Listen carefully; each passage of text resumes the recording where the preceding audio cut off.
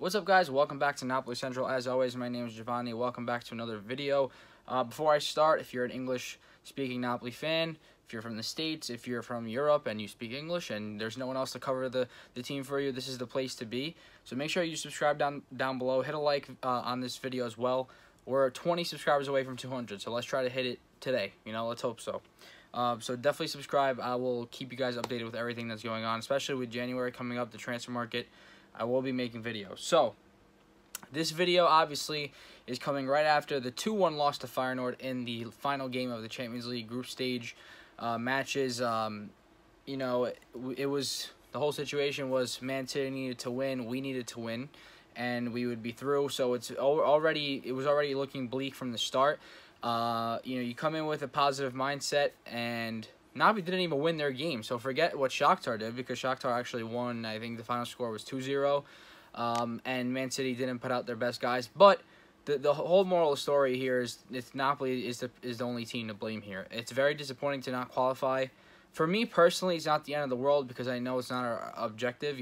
I know, but it still sucks to not qualify. You don't want to look like you're weak, or you don't want to look like you just didn't give a crap about this tournament.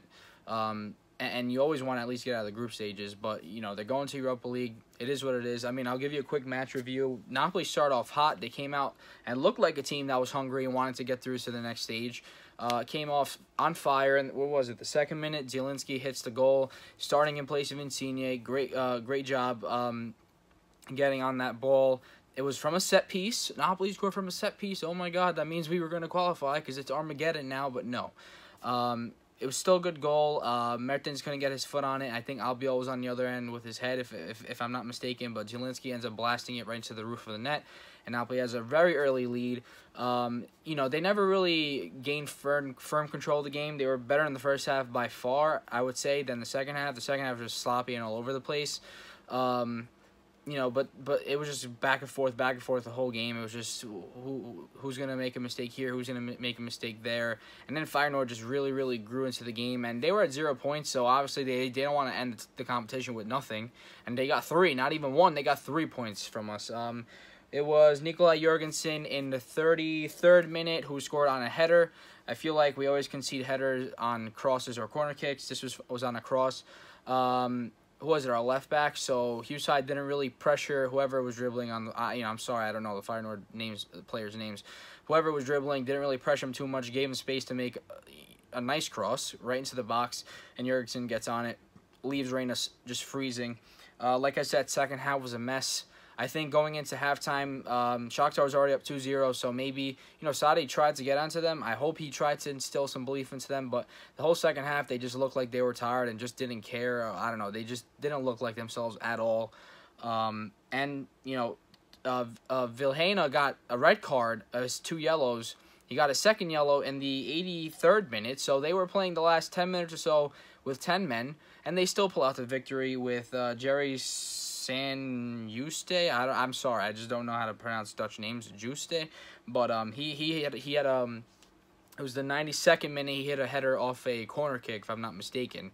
But whatever it was, the ball was whipped into the box. Really nice header. He was able to get on it. I think it was Albiol defending him, and Reina was left frozen again. So.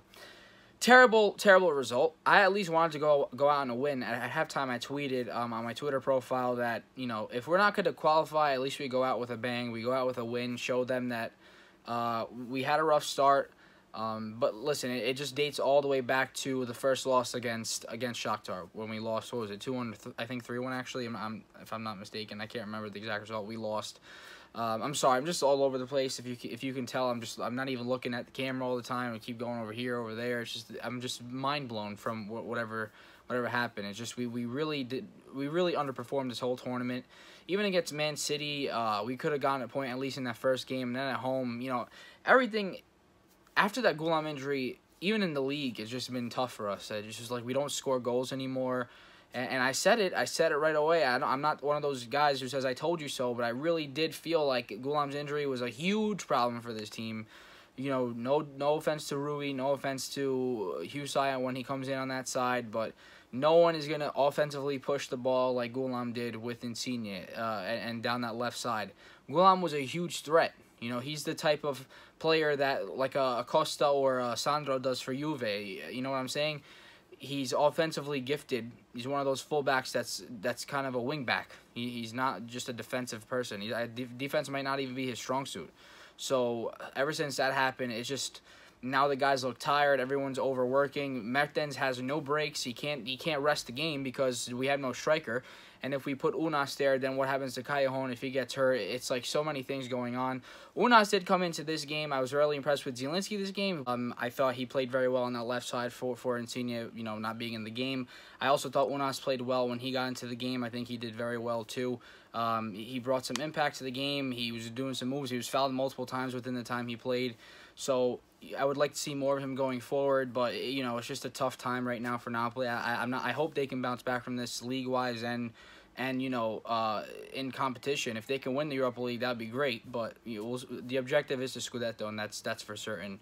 But moves need to be made in January. With Milik out, Mertens is gassed. You can see in this whole game, just tired. Hamsik still not himself. You know, we need to make improvements. So hopefully we sign a striker, or we bring Inglese back. I don't know.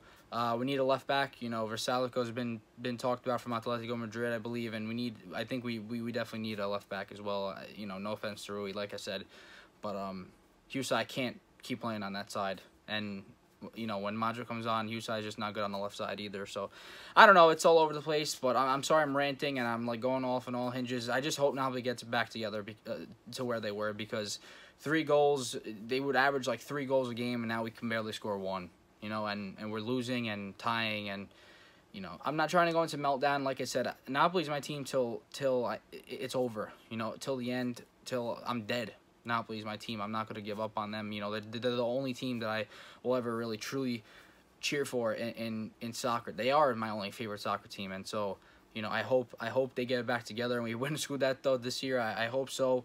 It's just me expressing my emotions. You know, it was a terrible ending to Champions League, but hopefully next year is a better year. Anyway, I'll stop now. Like I said, subscribe to the channel. I'm sorry if this video was all over the place again. Just so much going on. It's just frustrating to see, you know, something like this happen to the team.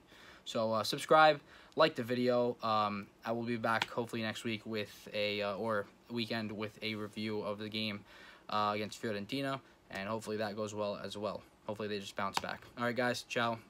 See you later.